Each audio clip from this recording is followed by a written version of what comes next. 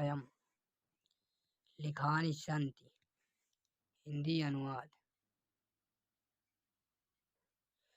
यह भारत देश धन्य है, जहाँ जनमानस को पवित्र करने वाली, श्रेष्ठ भावों को प्रकट करने वाली, शब्दों के समूह को जन्म देने वाली संस्कृत भाषा विद्यमान है। समस्त वर्तमान साहित्यों में इसका साहित्य सबसे श्रेष्ठ तथा संपन्न है।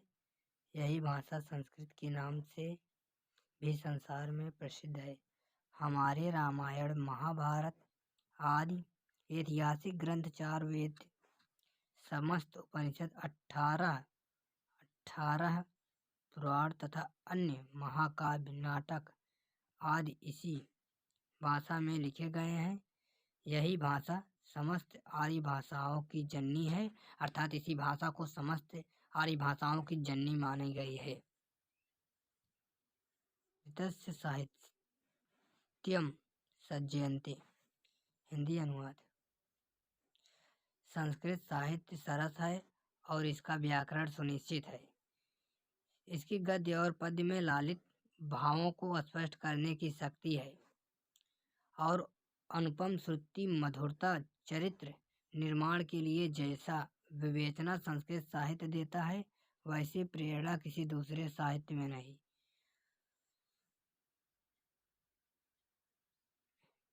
मौलिक गुणों का जैसा विवेचना संस्कृत साहित्य में है, दूसरे साहित्य में नहीं।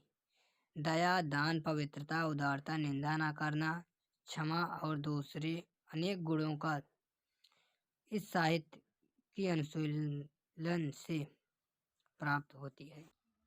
संस्कृत साहित्यस्य गीर्वाण भारती इति। हिंदी अनुवाद। संस्कृत साहित्य के आदि कवि वाल्मीकि, महर्षि व्यास, कवि कुलगुरु कालिदास और दूसरे भाष भारवी, भवभूत आदि महाकवि के ग्रंथ आज भी पाठकों के हृदय में विराजमान है।